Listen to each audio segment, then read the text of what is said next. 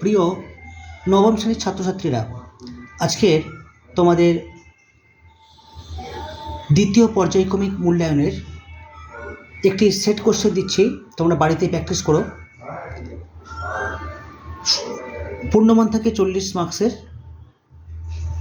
1 ঘন্টা 30 মিনিট সময় পাওয়া যায়। প্রথম প্রশ্ন, সঠিক উত্তরটি নির্বাচন করো। প্রশ্ন থাকবে 7টি 1 নম্বর করে। প্রথম প্রশ্ন, উর্দু সাহিত্যে কোন বিদেশি ভাষার প্রভাব বেশি? ইংরেজি, আরবি, ফার্সি, আবেস্তা। দ্বিতীয় প্রশ্ন, জানি নাই এত স্নিগ্ধ গন্ধ ছড়ে, কোথায় এমন হয়েছে বলে কবির মনে হয়? প্রকৃতির বুকে, সন্ধ্যার আকাশে, রূপসীর চুলের বিন্যাসে। 1-3, সারাটি দিন আপন মনে কিসের গন্ধ মাখে? পাতার, মাটির, ফুলের, ঘাসের। পরের প্রশ্ন, সংস্কৃত উপসর্গ হলো পাতি, ভর, অতি, কু। জিজ্ঞাসা শব্দটি প্রকৃতি প্রত্যয় করলে পায় জিজ্ঞাযুক্ত সন যুক্ত আ, জিজ্ঞাপূর্বক জ্ঞা যুক্ত সা, জ্ঞা পূর্বক সন ধাতু যুক্ত অ যুক্ত আ, জ্ঞান যুক্ত সন যুক্ত আ। অনুসর্গ শব্দটির অপর নাম কর্মপ্রবচনীয়, আদ্য প্রত্যয়, পূর্বে স্থাপন, স্বরাগম। পরের প্রশ্ন, হন যুক্ত ড্যাশ শূন্যস্থান পূরণ করো। ঘাতক, হাতক, হস্তক, ঘনক। এবার চলে যাও 2 থেকে। কম বেশি 15টি শব্দে উত্তর দাও, 1 করে থাকবে 7টা। 7 নম্বর, বর্তমান যুগে আত্মনির্ভরশীল নয় কোন ভাষা? নিরুদ্দিষ্ট ছেলেটির পরিচয়ের কি বিশেষ চিহ্ন ছিল? হিন্দি ভাষা সাহিত্যের বঙ্কিম কাকে বলা হয়? 2টি বিদেশি তদ্ধিত প্রত্যয়ের উদাহরণ দাও। সংযোগমূলক ধাতু কাকে বলে? মন্দ অর্থে ব্যবহৃত উপসর্গের উদাহরণ দাও। অনুসর্গ কাকে বলে? উদাহরণ দাও।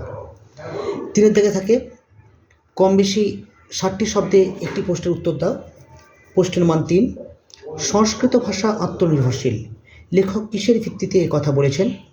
3-2, একটা আশ্চর্য ব্যাপার দেখেছ, কখন কথা বলা হয়েছে? কম বেশি 60টি শব্দে প্রশ্নের উত্তর দাও। এরও 3 নম্বর থাকবে। এরই মাঝে বাংলার প্রাণ, কবি কোথায় কোথায় বাংলার প্রাণকে অনুভব করেছেন? পরের প্রশ্ন, এই মাটিকে এই হাওয়াকে আবার ভালোবাসে, এই মাটি ও হাওয়াকে আবার ভালোবাসার কারণ কি? এবারে চলে যাও কম বেশি 150 শব্দে প্রশ্নের উত্তর দাও। একটা প্রশ্নের উত্তর লিখতে হয়। বাঙালির চরিত্রে বিদ্রোহ বিদ্যমান, নবনব সৃষ্টি প্রবন্ধে প্রাবন্ধিক বাঙালির বিদ্রোহী সত্তার পরিচয় কিভাবে পরিস্ফুট করেছেন তা আলোচনা করো। পরের প্রশ্ন, অধিকাংশ নিরুদ্দেশের বিজ্ঞাপনের ইতিহাস এই, বিজ্ঞাপনের কোন ইতিহাসের কথা বলা হয়েছে তা নিজের ভাষায় লেখো। কম বেশি 150 শব্দে প্রশ্নের উত্তর চেয়েছে।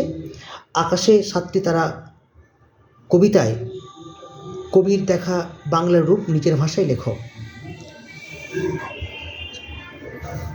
ফুরোয় না তার কিছুই ফুরোয় না, জীবনের কোন অভিজ্ঞতা থেকে কবি এই সিদ্ধান্তে এসেছেন? আবহমান কবিতা অবলম্বনে লেখো।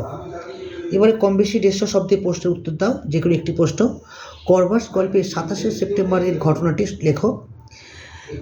ওর অন্য প্রশ্ন, কিন্তু কি অসামান্য তার বুদ্ধি, কোন অসামান্য বুদ্ধির কথা এখানে বলা হয়েছে তা আলোচনা করো। এবার 150 শব্দের নির্মিত অংশ থেকে দেওয়া হয়েছে একটা সারাংশ। সাহিত্য শব্দ থেকে সাহিত্য শব্দের উদ্ভব, লেখক ও পাঠক, ব্যক্তি ও সমাজের অন্তরঙ্গতাকে ঘিরে সাহিত্যের সৃষ্টি। সাহিত্যের আয়নায় ব্যক্তি মানুষের ও সমাজের ছবি ফুটে ওঠে। মানুষ সমাজবদ্ধ জীব, সমাজের গভীরে তার জীবনযাপনের শেকড় পোঁতা। মানুষ ও সমাজ একে অপরের পরিপূরক, অঙ্গাঙ্গী সম্পর্কের বাঁধনে বাঁধা। অনেককে নিয়ে সমাজ যেমন গড়া, তেমনি ব্যক্তির ভালোর জন্য সমাজের দরকার। ব্যক্তি ছাড়া সমাজের অস্তিত্ব যেমন ভাবা যায় না, তেমনি সমাজকে বাদ দিয়ে ব্যক্তির অস্তিত্ব কল্পনা করা যায় না। এর অল্টারনেট প্রশ্ন একটা গল্প লিখন দেওয়া হয়েছে।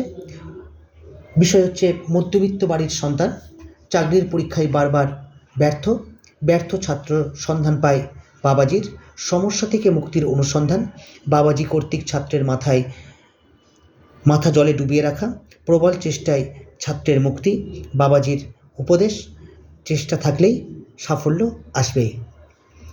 এই মোট প্রশ্ন আজকের তোমাদের দ্বিতীয় পার্বিক মূল্যায়নের জন্য বা দ্বিতীয় পর্যায়ক্রমিক মূল্যায়নের জন্য এই প্রশ্ন সেটটা অবশ্যই ভালো করে দেখো। এই পর্যন্ত, টাটা, বাই বাই।